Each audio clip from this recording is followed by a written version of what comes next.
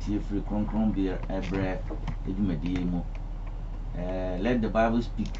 the Jaso Church of Christ the bremo memenda ahomachi bia sabri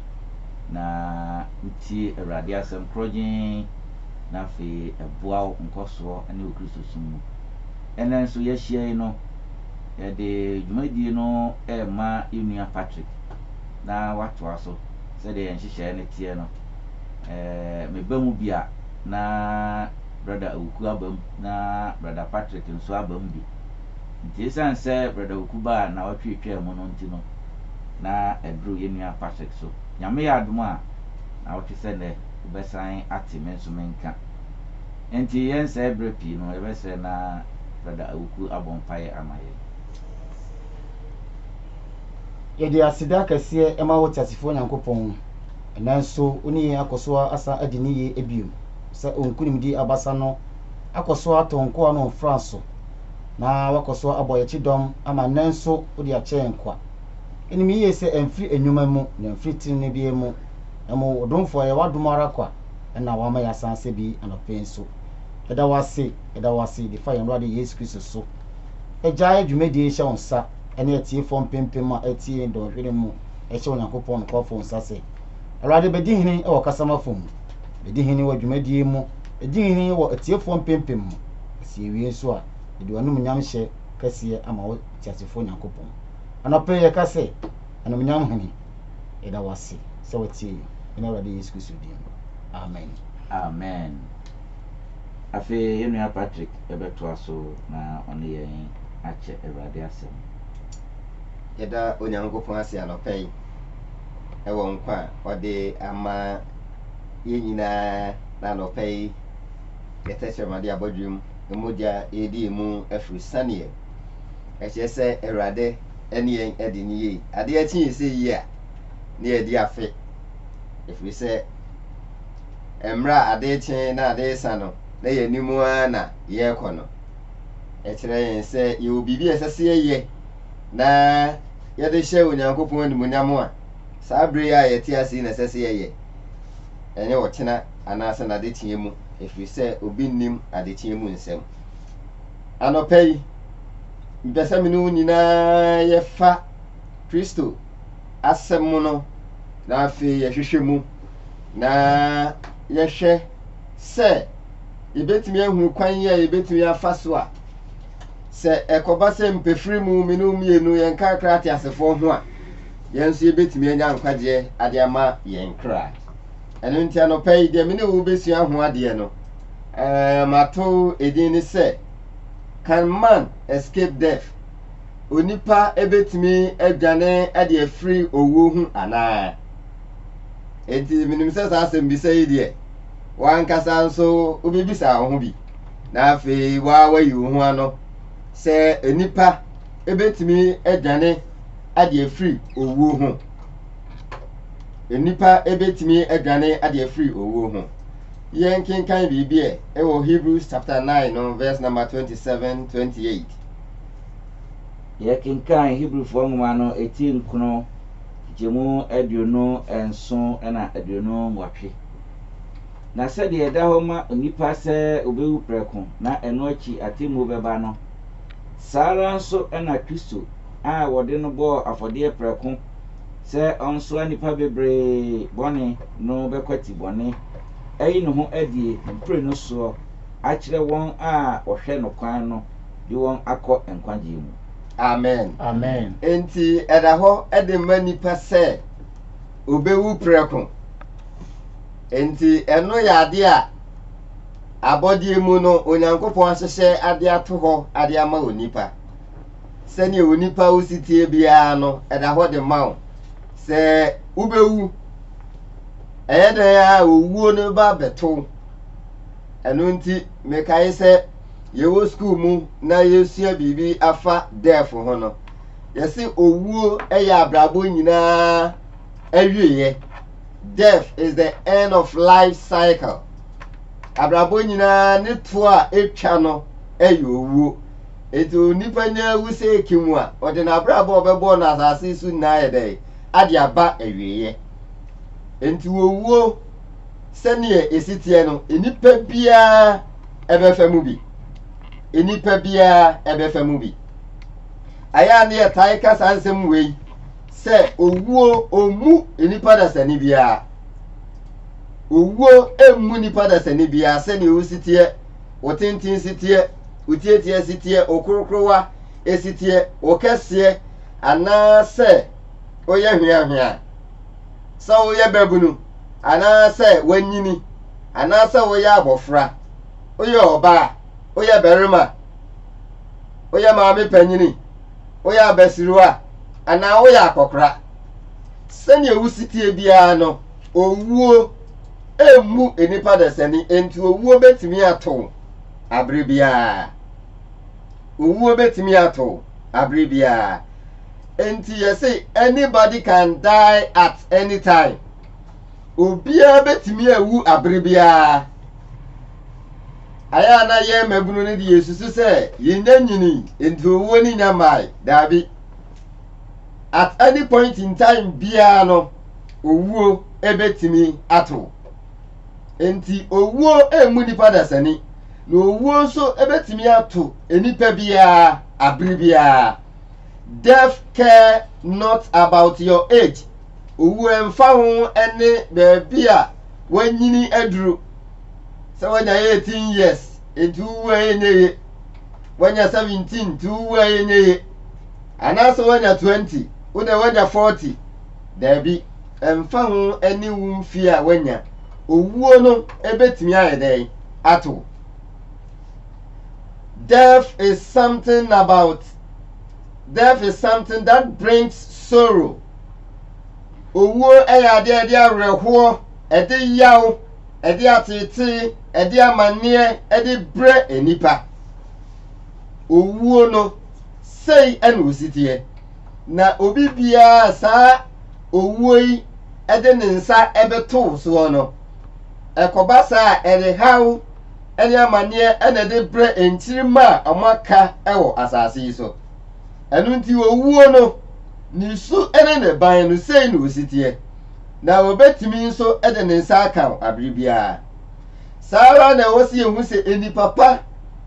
ewu saa nso na enipa bɔne nso yɛ dɛn ewu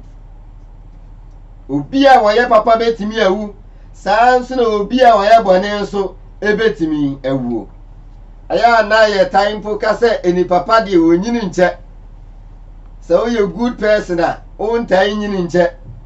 owuo no etimi to nipa pa ɛna owuo no etimi to enipa bɔne enti bible no ɛkyerɛ yɛn sɛ ɛda hɔ ɛde ma enipa dasani biara sɛ obewu prɛko pɛ na enipa na wuo akyiri no deɛ wɔ hɔ ɛde ma onipa ne sɛ ɔbɛkɔ akɔyi no ho ano ɛwɔ atemmuo ɛno anim enti obiara wɔ ano yie a ɔbɛkɔ akɔyi ne wuo akyiri na yɛwɔ owuo mmienu ɛna ɛwɔ Kyerɛsɛm no mu owuo mmienu na ɛwɔ mu no yɛwɔ honhom mu wuo ɛna ɛwɔ honam mu owuo na honhom mu wuo no ɛno ɛna mpɛ sɛ meka ho asɛm kakra na afei yɛde honam wuo no nso ɛde atoa so honhom mu wuo no ɛyɛ owu a ɛyɛ separation enipa ɛne Onyankopɔn ɛntɛm tie a ɛteɛ no ɛdaadi ɛma enipa no efiri Onyankopɔn ɛnkyɛn no sɛ onya nkwagyeɛ ma ne kra no saa bɛn na enipa no te aseɛ na nkɛsɛ sɛ wɔde ne ho ma Nyankopɔn na wɔsom Kristo na wɔfa ne sɛ ne kra ne n'agye nkwa na wɔmfa ne kra ne n'agye nkwa wɔmfa Kristo sɛ ne kra ne n'agye nkwa na wɔmfa ne ho anto Kristo soɔ no na ɔda so te aseɛ na ɔbɔ ne bere sɛnea ɔpɛ biara no Bible kyerɛ sɛ saa nipa no honhom fam no saa onipa no awu man can easily escape from this death saa owuo yi a yɛka sɛ yɛ honhom wuo no enipa dasani betimi adwane afiri ho ama na yeye ɛkwan yi nipa betimi afa so no adwane ade afiri saa owuo yi ho no ɛne sɛ ɔbɛhwehwɛ Kristo akyira kwan sɛ enipa hwehwɛ Kristo akyira kwan deɛ a ɛneɛ na saa nipa no ebetumi adwane ade free saa honhom owo yi mu. Na yɛn kenkan bibi ɛwɔ Romans chapter 6 verse number 23. Yɛ kenkan Romanfoɔ nwoma no mu no eti ensia kyemu ayɛ aduonu mmiɛnsa. Na bɔne akatua ne owuo na Nyankopɔn adom akyɛdeɛ ne daa nkwa yɛn Awurade Kristo Yesu mu. Enti bɔne na akatua ɛyɛ owuo, but adom akyɛdeɛ a Onyankopɔn de ma nipa no ɛyɛ daa nkwa. Daa nkwa ɛna Onyankopɔn ɛde ma onipa dasani. Sɛnea yɛtan kenkan sɛ wei deɛ yɛ mmɔfra quotation no, John 3:16. Ɛkyɛ sɛnea Onyankopɔn dɔ obi ase na ɔde ne dɔba baako pɛ no ɛma yɛ sɛ yɛnyini ni na yɛnya daa nkwa. Enti nipa biara ɔbɛfa Kristo sɛ ne kra ne n'ade nkwa na wɔne Kristo betu anamɔ no, Bible sɛ wapa owuo ho ɛkɔ deɛ nkwagye mu. Enti sɛ wonnim Kristo sɛnea anɔpa yi yɛne wo ɛhwɛ Kristo ho asɛm ne yɛsua biribi fa owuo ho no, sɛ wonnim Kristo a ɛneɛ na meka kyerɛ sɛ honhom fa mu no wawu agye obi a onim Kristo na ɔde ne ho ato Kristo soɔ no, saa nipa no na adwane ade afiri owuo mu ɛde kɔ nkwagye mu. Na saa honhom wuo no ɛyɛ owu a wote ase na home yɛwɔ wo mu yi na wonyɛ wadwe sɛ wobɛsakyera ade afiri wakwan bɔne ho na waba abɛdi Kristo akyi no, saa owuo no ane yɛka ho asɛm sɛ honhom fam no wanya ade afiri Onyankopɔn nkyɛn. If we have not yet received the natural death, what of the spiritual death? Sɛ honam fam wuo no enya mɛto yɛ nea na yɛbisa yɛn ho ne sɛ honhom fam wuo no nso watimi escape ana watimi adwane ade afiri ho anaasɛ honhom fam wuo no mene wo kasa yi wawu ɛwɔ honhom mu. Na Hebrew fo nwoma no timienu ne yimu mienu ɛkɔpem mmiɛnsa no enso ɛka asɛm bi. Yɛnhwɛ deɛ Bible no ɛkaeɛ. Hebrews chapter 2 verse 2 and 3. Yɛka no twi na sɛ asɛm a wɔnam abɔfoɔ so kaeɛ no timi na mmarato ne asoɔden biara nyaa n'akatua a ɛsɛ a yɛn nso sɛ yɛn mu nkwagye kɛse a ɛte sɛ yie a yɛbɛdwane afiri mu sɛn ɛno na Awurade firi aseɛ kae no wɔn a wɔteeɛ no hyɛɛ mu den ɛmaa yɛn. Hallelujah. Amen. Sɛ Israelfoɔ no ɛmmu nkwagye a no Onyankopɔn nam so ɛde ma wɔn sɛ ɔmo kɔduru bɔhyɛ asase no soɔ no, sɛ ɔmo amu saa nkwagyeɛ no amfa ɔmo ho anto Onyankopɔn asɛm so annante Onyankopɔn asɛm so pɛpɛɛpɛ, na sɛ ɔmo yɛ ɔmo nneɛma sɛnea ɔmo pɛ biara ɛma Onyankopɔn ekunkum wɔn a, Bible ɛkyerɛ yɛn sɛ mene mmienu nso sɛ nhwe Kristo ɛkyerɛ kwan ne ani Kristo asɛm no so a, ɛkwan bɛɛ so na ɛbɛfa so a yɛn nso yɛbɛtumi adwane adeɛ free saa nkwagye yi ɛho anaa saa ɔhaw yi a Israelfoɔ no kɔɔ mu hɔ no. Agye sɛ yɛhwehwɛ Kristo akyira kwan. We cannot escape unless sɛ yɛde yɛn ho to Kristo so ne yɛbɔ mmɔden sɛ yɛbɛdi Kristo nhyehyɛeɛ so. Sɛ yɛanyɛ ne saa deɛ a ɛnneɛ there is a great salvation, nkwagye kɛseɛ bi wɔ hɔ a Onyankopɔn hwehwɛ sɛ nnipa biara wɔnam Kristo so ɛbɛgye ɔno Nyankopɔn asɛm atom na ɔbɛdi Kristo nhyehyɛeɛ soɔ no. Saa nkwagye sei no ne nsa betumi aka no, sɛ wote ase na wonnim saa nkwagye na wohwehwɛ akyira kwan yi a ɛdeɛ na woyɛ te ase awuo. Ɛno ɛna me na wo ka ho asɛm sɛ that is the spiritual death. Sɛ wo ne Onyankopɔn ɛntɛm ateteɛ ɛnam sɛ womfa n'asɛm sɛ wobɛdi soɔ na afei wobɛhwehwɛ Kristo akyira kwan enti. Yɛnsa mmrae ne yɛmmra honam fa mu deɛ a menu mmienu deɛ yɛbɛtumi experience na yɛhunu bi sɛ enipa bi ɛda hɔ na afei wɔka ne ho a ɛnyɛ yie na wɔhome a ɛnyɛ yie na afei ɛkɔtɔ mmerɛ bi mpa na se yampe na kira kwan si ebepe baabi a ebetimi de na to na ebetimi aboa na ekwa akoba se enka bi eyeden eba ye mpatamu eni ye fie mpa aya na yetimuo eno de yehu na afei ye nitua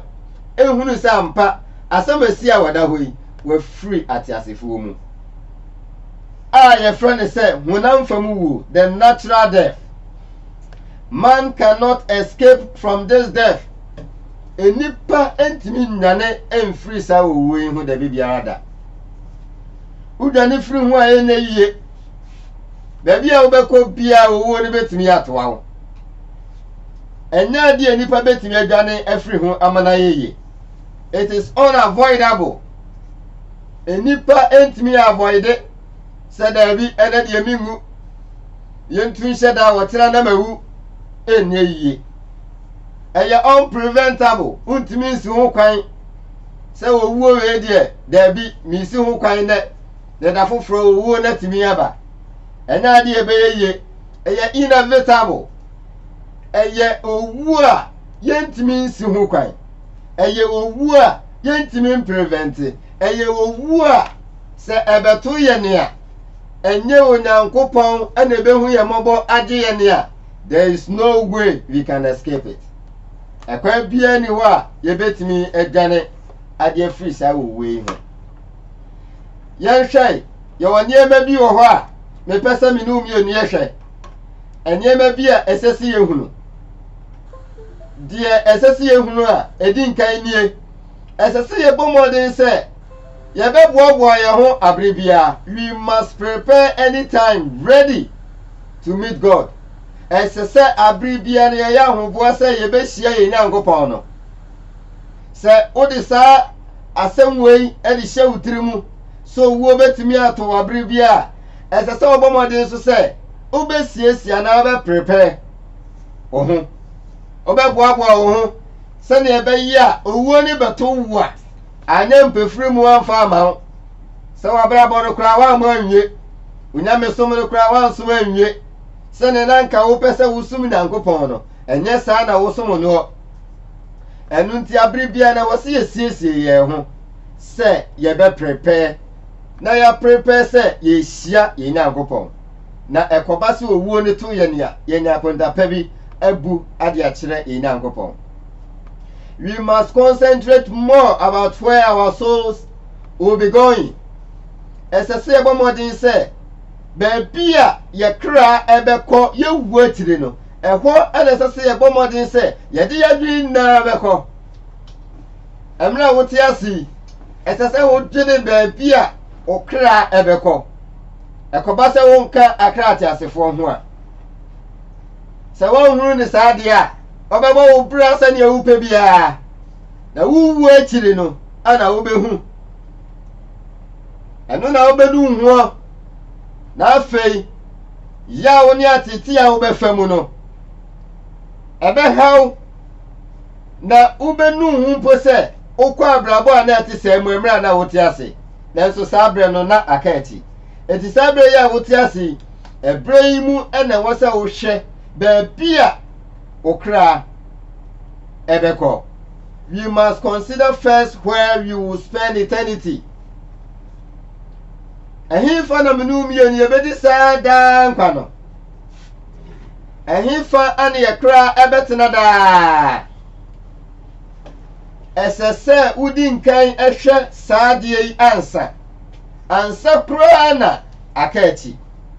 Sabre ya wote ase ya wote madan abodwum na moja di umu ofrisani. Sabre mu na wose ohwehwe sa na emayi nyina. We must forgo worldly things and build our treasure in heaven. Esese ye bomodin se ye di wiase mu ne emanyina beto nchen. Na fei se ne Bible kire yen se esese ye bomodin se ye besi yen dan ewo soro no ye behwehwe ye japade ewo soro no eho ana reboa ene niema esei ye niema ye wo asase so na bi ni ho no eho ene sese ye bomodin se ye de ya dwini na beko na afia hwehwe se japade na de afiri soro sɛnea ewiase abrabɔ no kɔ wobɛte yɛsi eku obi ɛde nato ha wobɛte yɛsi wiesi deɛ mabunu yɛ deɛ mpanimfoɔ binom nso ɛyɛ saa nneɛma wei nyinaa ɛyɛ nneɛma a Onyankopɔn asɛm etia na sɛnea abrabɔ no kɔ no ɛne sɛnea ewiase no ɛkɔ seesei no ɛsɛ sɛ wobɔ mmɔden sɛ wobɛhwɛ Kristo akyiri akwan ɛfiri sɛ baabi a ewiase no ɛdarɛte nipa no ɛwuwuo no adɔɔso na mpɛ bebree yɛbisa yɛn ho sɛ yɛku obi de ne toa ne yɛtwa na ha yɛtwa bi nan yɛtwa bi nsa ɛdeɛn ɛyɛ enipa ɛde saa nneɛma no ɛkɔ akɔyɛ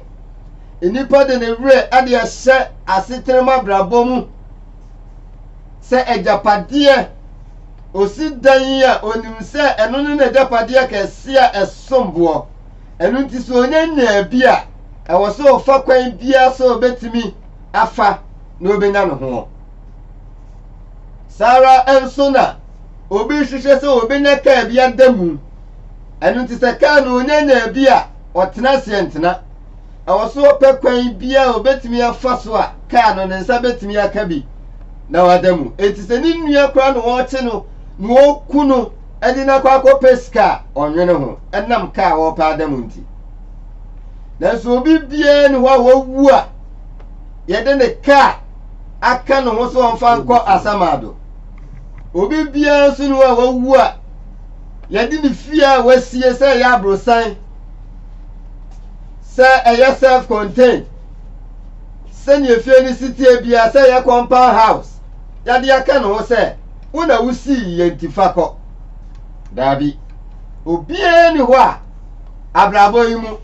wawuo ne yɛde n'agyapadeɛ aka ne ho sɛ onua fo agyapadeɛ yi fa kɔ asamado nanso yɛte asi ɛdeɛn na yɛhyehyɛ akyiri akwan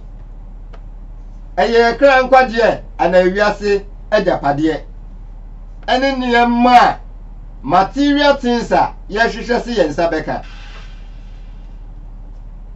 ɛsɛ sɛ yɛhyehyɛ Kristo akyiri akwan ɛfiri sɛ wɔwuo ɛda hɔ ɛde ma adasama ɛno nti deɛ na woyɛ ɛfa wo nkwagyeɛ ho wasi wadwene pi sɛ wo ne Kristo bɛnante anaa sɛ wonsi wadwene pi a anɔpɛ yi yɛmo ohunu sɛ owuo da hɔ ɛde ma nipa dasani na ebetumi ato saa ara nso na ebetumi atomeɛ ɛno nti ahosiesie bɛyi ana yɛayɛ ɛde fa saa owuo yi ho sɛ yɛahwehwɛ Kristo akyiri akwan yi a yɛbɛnya honhom mu wuo na afei honam wuo no nso bɛto yɛ nea akonta bɛyi ɛne yɛkɔ akɔbu ɛde akyerɛ yɛgyefoɔ no sɛ yɛahwehwɛ Kristo akyiri akwan ne anante n'asɛm so pɛpɛɛpɛ na sɛ honam wuo no ɛbɛto yɛ nea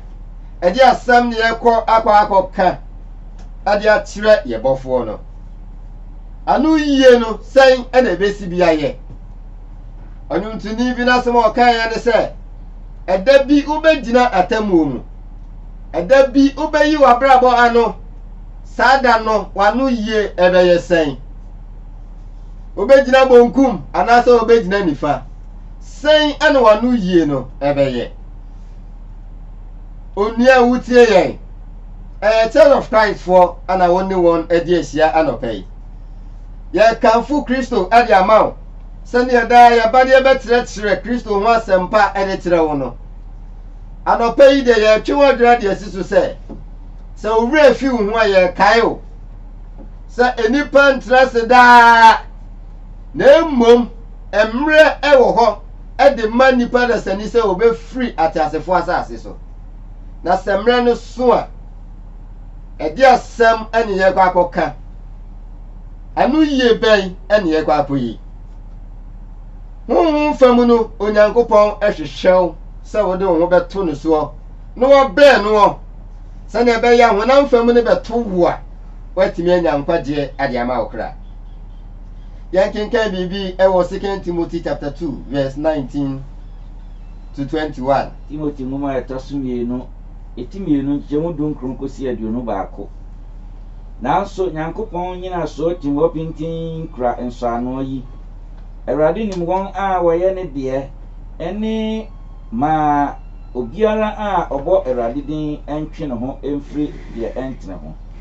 Na efie kɛseɛ mu ɛni sika ne dwetɛ nneɛma nko na nnua ne dɔteɛ deɛ ɛnso wɔ mu bi na wɔbu bi na ebi nso deɛ wɔ mu. Na sɛ obi te ne ho firi yeinom ho a ɔbɛyɛ adeɛ a wɔbuo na wate ho a owura no de yɛ bibi a ɛyɛ yie na wɔasiesie de ɛyɛ adwuma pa biara. Amen. Amen. Na yɛtwe wadwene ade asi so ɛne sɛ ɛsɛ sɛ wɔbɔ mmɔden na hunu sɛ wɔn na Onyankopɔn ayi wɔn a ɛyɛ Onyankopɔn dea no anɔpa yi woka wɔn ho bi anaa woka wɔn na wɔyɛ Onyankopɔn dea no ho anaa sɛ wodeɛ woyɛ amanfrani wofrɛ mu kɛkɛ ɛfiri sɛ efie biara mu no ɛyɛ nneɛma bebree ne ade ayɛ fie no usu dan a yɛnim sɛ cement wom block wom anwea wom nsuo nso ka ho ansa na wodan no edi mu enua yɛde gu soɔ nkyɛnse a yɛde gu soɔ TNJ a wɔde abɔ ceiling ɛne nneɛma ahodoɔ a yɛwɔ fie no mu Bible kyerɛ yɛn sɛ saa nneɛma no bi wɔ hɔ a yɛbu bi ebi nso wɔ hɔ a yɛmu bi some are honored some are unhonored eti saa nneɛma no ne nyinaa Onyankopɔn sɛ wɔasiesie ade ama enwuma pa wɔn a wɔyɛ Onyankopɔn deɛ no Onyankopɔn siesie wɔn de ama enwuma pa eti asɛm a mebisa wo ne sɛ sɛnea wusitie yi can you be honored yɛbɛtumi abu ama na yɛ yie sɛnea wusitie yi yɛbu wa ɛnyɛ yie anaa wɔadwene ho na hwɛ sɛ wɔn na Onyankopɔn yi wɔn de wɔn ama nnwuma pa no ofra wɔn mu bi anaasɛ omfra wɔn mu bi na adeɛ a wɔsɛ wodwene ho ne sɛ Onyankopɔn de saa nneɛma a yɛyɛ wɔ abrabɔ mu nyinaa ɛna ɔde bɛba atemmuo mu Onyankopɔn de saa nneɛma nyinaa bɛba atemmuo mu na sɛ Onyankopɔn de bɛba atemmuo mu a wano yie no sɛn ɛna ɛbɛsi bi ayɛ abrabɔ nyinaa wɔ awieyɛ eti baabi a nɔpɛ yi wɔpempem so akɔ akɔduro no sɛ wonim Kristo a mɛsrɛ wo sɛ wobɛhwehwɛ Kristo akyiri akwan anɔpɛ yi baabi a wote yɛn nka biara Church of Christ wobɛtumi ahwehwɛ yɛ akyiri akwan na yɛbɛtumi aboa wo ama wo ne Kristo anya nkitahodie a ɛyɛ nkwagye a Kristo de brɛ enipa no na wo nso ɛkɔba sɛ woka wo nsa de gu wo bu a woanya ano yie pa na afei woanya nkwagyeɛ ade ama wo kra onua dasani a wotie yɛ owuo da hɔ ɛtwɛn owuo ɛda hɔ ɛtwɛn yɛ ɛno nti ɛsɛ sɛ yɛhwehwɛ sɛ yɛbɛtumi abɔ mmɔden sɛ honhom mu wu a ɛde onipa ɛkɔ ɔsɛyɛ mu no yɛbɛtumi escape yɛbɛtumi adwane afiri ho ɛne sɛ yɛde yɛn ho ɛmma Kristo sɛ wode wo ho ma Kristo wote n'asɛm no na wogyidi na wosatera wadwene na wopɛ mu ka wo gyidi a wanya ɛwɔ Kristo mu a na yɛbɔ wɔ su ɛde wo kɔ Kristo mu a Bible sɛ wahyɛ Kristo na Kristo a wahyɛ no no afei ɛsɛ sɛ wo nante abrabɔ foforɔ ɛne ɛneyɛ foforɔ mu a ɛfata sɛ o Kristoni na ɛno akyire no waba abɛnya nkwagyeɛ ade ama wo kra sei ɛna Kristo hwehwɛ ade afiri nipa dasani biara hɔ sɛ ebia osusu sɛ wonya nyini woyɛ babunu wonyini kakra nsa ansa na wɔhwehwɛ Kristo akyi akwan a anɔpɛ yi mema wate aseɛ sɛ sɛnea ediawu yɛ a yesi otimi buo no saa nso na duamono a yesi won nso etimi buo. You can die at any time. Abiri bia any biri bia mu no obetimi afiri atiasefo asase yi so. Enu nti na esese ohwehwe Kristo akira kwan. Mini a wutie me ye twa dwene ade asisu se death is awaiting.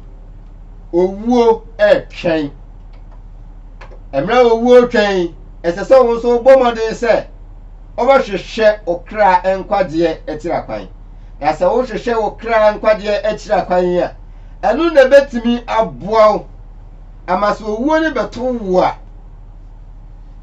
ehwo no ankoye haw ankoye amane ankoye adwendwene bi amfa amawo efiri se unim baabi a okra ekọ akwa spene eternity. Unim baabi a okra ekọ enu nti Bible say yete ase o si ewu o so far as ya ji Kristo atom ni nko ade ye Onyankopɔn de a eno eni da so se o Kristo ni ye de quotation e twato Ecclesiastes chapter 12 verse 13 to 14. Osenkafo mama no etidumienu jeundumiensa ene dunan. Asem no awieye de yate nyina ne se suro Onyankopɔn na di ne mra nsem so na yeni nipa nyina asede na ne nyina na Onyankopɔn de beba atemu mu na de ehinta nyina nso papo wonio wabuhu aten. Amen. Amen. Asem ni na wawieye. Asem ni na ene se esese obomoden se obehwehwe Kristo akira kwan. Se ohwehwe Kristo akira kwan na wudi na asem so a wawie efiri se Bible se eniya menu mienu yeye no yabrabo mu niema yeye ni nyina yakasa mu yanama otuo mu yedwumadi a yedie de nipadia ayiye yeti sane mani na beba atamu mu se ye papa se ye bone yedi ni na beko atamu mu emra waka wonsa gu buo no saa bread mu ana ubenya saa wakatua yi da so ubenya wakatua emra wanka krati asefo ho a ekwa be so ana ubeyi ho ano emra wa hu Kristo na wa fa ho anto ni so yi se wo hwe Kristo atira kwan ne na wo de wo wure hye ni mu ne na wo fa no se okra no ade nkwa na wo nante na kwan so pepepe se nye Kristo aka ubenya enkwagye ade ama okra emra owuo ababeto wo no